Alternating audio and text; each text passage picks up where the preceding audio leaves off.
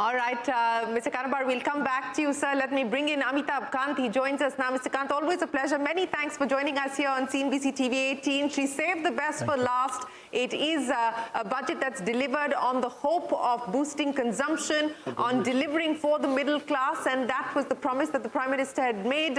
On balance, Mr. Kant, your big read, your big takeaways from Budget 2025. So, Shireen, first and foremost, I'd say that the main attempt has been to give a fillip to demand and put more money in the hands of the consumers. That should give it a big push. But it has been done in a fiscally responsible manner. She's also looked at the macroeconomic stability of the economy because 4.8% fiscal deficit in the RE and aiming at about 4.4% for the coming year. Also, I think if you look at the budget, there's a huge focus on labor-intensive sectors. The first time I've seen so much of emphasis on tourism, on textile, on footwear. So labor-intensive sectors, there's been a focus, but I was particularly glad that the startup fund of funds has been replenished by another 10,000. This will have a huge multiplier impact because there'll be a risk sharing with the venture capital funds. And also this putting another 20,000 crores for innovation and saying that there'll be a separate fund for deep tech areas, which requires patient capital. So that should be a big push to the startup and the deep tech movement in India, which is job creating in many ways. And I would also say that two good things that have happened in the budget is that, I'm a great believer in free enterprise and private sector. The focus of taking asset monetization forward from 6 lakh crore between 21 to 24, now to 10 lakh crore. And that means asking government departments that put out your assets for monetization and private sector to come in and do better operation and maintenance. And secondly, to ask every ministry, prepare a pipeline for PPP projects for the next 3 years, because the government departments were getting very comfortable by owning and managing infrastructure, and that was causing great inefficiency in the economy. So putting all these out and bringing in greater thrust to PPP will be a very good thing. The total allocation for infrastructure on CapEx has been kept at about 11.2 lakh crores, which is a little higher than the previous time.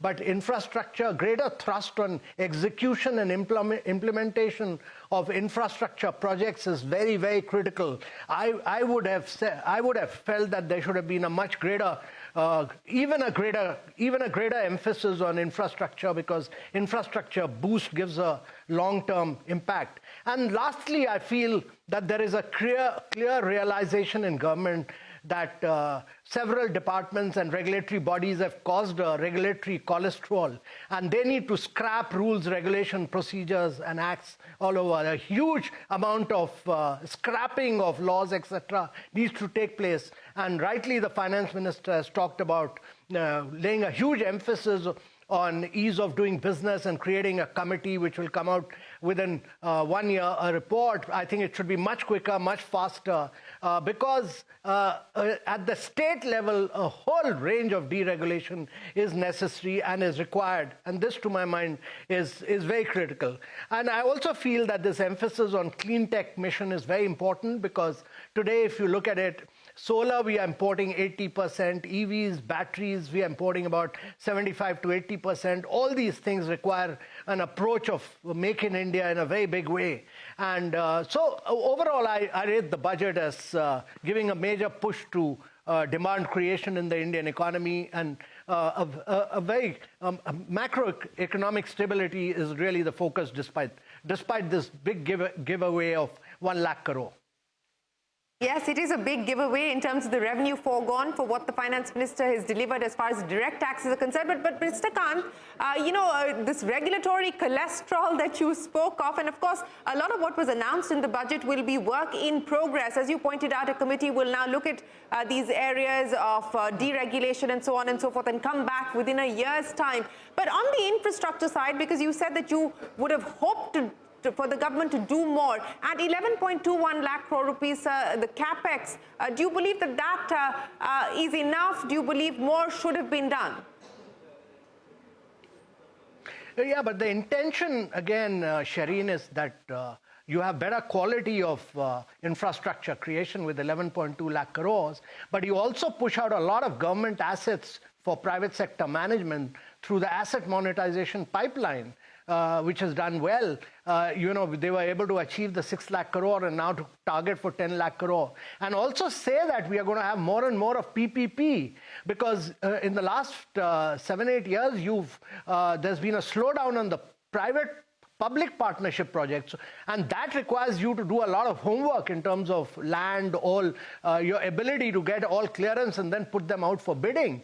So you need, every ministry has been asked to do this in the next 3 years. That, to my mind, is very important. It's a clear message that the government believes in private sector and it believes in private sector management of infrastructure creation. That's important.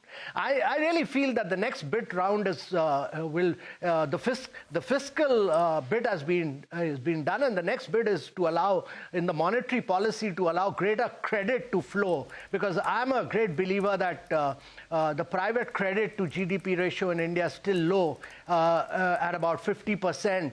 That needs to increase, and the RBI needs to pick up the baton and allow greater credit to flow to India's budget. Right. Okay. Shireen, just